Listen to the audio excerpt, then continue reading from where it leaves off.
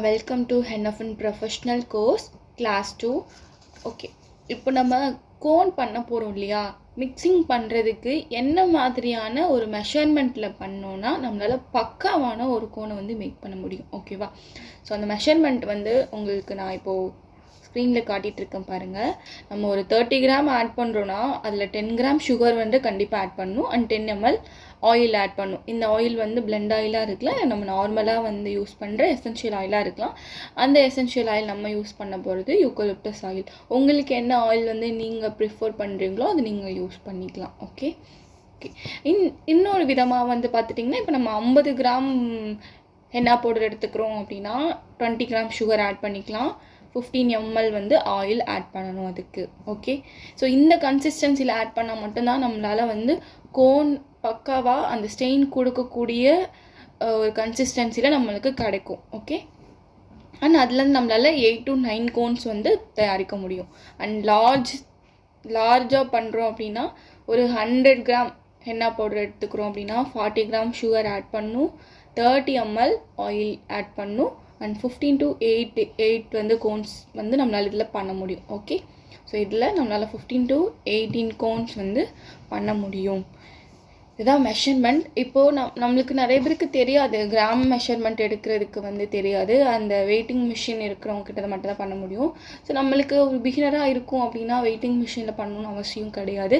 நீங்கள் அதுக்கப்புறம் போக போக வந்தால் வெயிட்டிங் மிஷினில் போட்டு மெஷர் பண்ணி எடுத்துக்கலாம். இப்போ பிகினராக இருக்கீங்க அப்படின்னா ஒரு சிம்பிளாக ஒரு ட்ரிக் என்னென்னா, நார்மலாக நீங்கள் ஒரு ஸ்பூன் மெஷர்மெண்ட் எடுக்கிறீங்கன்னு வச்சுக்கோங்களேன். அந்த ஸ்பூனில் ஒரு 3 ஸ்பூன் வந்து நீங்கள் போடுறீங்க அப்படின்னா அதில் 1 ஸ்பூன் சுகர் ஆட் பண்ணணும், 1 ஸ்பூன் ஆயில் ஆட் பண்ணணும். ஓகே, ஸோ இந்த மெஷர்மெண்ட்டில் பண்ணிங்கன்னா உங்களுக்கு வந்து பர்ஃபெக்டான ஒரு கோன்றது உங்களுக்கு கிடைக்கும். ஸோ நான் இதை வந்து உங்களுக்கு டெமோ செஷனில் வந்து உங்களுக்கு காட்டுறேன், அப்போ தான் உங்களுக்கு நல்லா புரியும். ஓகே, நான் அதில் வந்து ஸ்பூன் மெஷர்மெண்ட்டில் வந்து உங்களுக்கு செஞ்சு காட்டியிருப்பேன். நீங்கள் கிராம் மெஷர்மெண்ட்டில் பண்ணனாலும் பண்ணிக்கலாம், இல்லை ஸ்பூனில் ஃபஸ்ட் டைம் பண்ண போகிறீங்கன்னா ஸ்பூன்லேயும் நீங்கள் பண்ணிக்கலாம். ஓகே ஓகே ஸோ இந்த கோன் வந்து நம்ம மிக்ஸ் பண்ணி வைக்கிறோம் இல்லையா?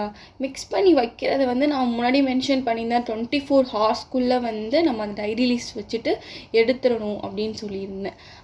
ஸோ இதை நம்ம எல்லா டைம்லேயும் ஒரே மாதிரி வச்சிட முடியாது.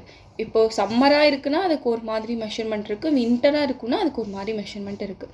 இப்போது வந்து சம்மராக இருக்குதுன்னு பார்த்துக்கிட்டிங்கன்னா நம்மளுக்கு மினிமம் ஒரு 6 to 8 ஹார்ஸில் வந்து அது டைரி ரிலீஸ் ஆயிரும். மேக்ஸிமம் 24 ஹார்ஸ் வரைக்கும் வச்சுக்கலாம். இதுவே வின்டர் சீசனாக இருக்குதுன்னா நம்மளுக்கு ஒரு 10 to 12 ஹார்ஸ் ஆகும் அந்த டைரி ரிலீஸ் ஆகுறதுக்கு. அண்ட் தென் மேக்ஸிமம் 24 ஹார்ஸ் வரைக்கும் நம்ம வின்டர்லேயும் வச்சுக்கலாம். ஓகே, மேக்ஸிமம் நீங்கள் என்ன பண்ணுறீங்கன்னா 24 ஹார்ஸ்க்கு மேலே வந்து வர்றதை வந்து அவாய்ட் பண்ணிக்கோங்க. ஏன்னா அதுக்கப்புறம் போயிடுச்சுன்னா உங்களுக்கு அந்தளவுக்கு பெட்டரான குவாலிட்டியில் கோன் ஸ்டெயினோட வருமானா கொஞ்சம் டவுட்டு தான். ஸோ மேக்ஸிமம் 24 ஹார்ஸ் பார்த்துக்கோங்க. ஓகேவா? அண்ட் நம்ம ஃபிகர் ட்ராயிங் பண்ணுவோம் இல்லையா? நார்மல் இப்போ ஒரு கோன் பண்ணுறோம், ஒரு ப்ரைடல் பண்ணுறோம். ஓகே, அதுக்கு நம்ம இப்போ பண்ண கன்சிஸ்டன்சியில் அந்த ஆயில், வாட்டர், சுகர் பவுடர் எல்லாமே அந்த கன்சிஸ்டன்சியில் நான் சொல்கிற மாதிரி நீங்கள் பண்ணணும். அந்த டெமோ செஷனை நான் காட்டுவேன்.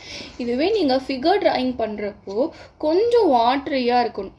வாட்டரியாக இருந்தால் தான் உங்களால் இந்த ஃபிகர் ட்ராயிங்கிறது உங்களால் ஈஸியாக வந்து ட்ரா பண்ண முடியும். அந்த ஃபிகர் ட்ராயிங் பண்ணுறதுக்கு கோனோட சைஸ் வந்து நீங்கள் ரொம்ப பெருசாலாம் வச்சுக்க தேவையில்லை. ஏன்னா ஃபிகர் வந்து நீங்கள் அப்பப்போ தான் போட போகிறீங்க. ஸோ அப்போ அதுக்கு ஏற்ற மாதிரி நீங்கள் குட்டியாகவே பண்ணி மேக் பண்ணி வச்சுக்கலாம். எப்படி அந்த கோன் வந்து ரோல் பண்ணுறது அப்படின்றதையும் நான் உங்களுக்கு நெக்ஸ்ட் செஷனில் எடுக்கிறேன். அப்போ உங்களுக்கு ஒரு ஐடியா கிடைக்கும். ஓகே, அப்புறம் பின்ஸ் பற்றி நீங்கள் மெயினாக தெரிஞ்சுக்கணும். அந்த கோனோட டிப்பில் வந்து அந்த கேப் இருக்கும் இல்லையா? அந்த கேப் தான் வந்து நீங்கள் போடுற கோனவே வந்து ஒரு பர்ஃபெக்டாக பண்ணி காட்டுறதுக்கு ஒரு மெயினான ஒரு ரீசன். நீங்கள் சூஸ் பண்ணுற பின்னு வந்து கரெக்டாக இருந்தால் மட்டும்தான் உங்களால் அழகாக மைன்யூட்டான டிசைன்ஸ்லாம் வந்து போட முடியும்.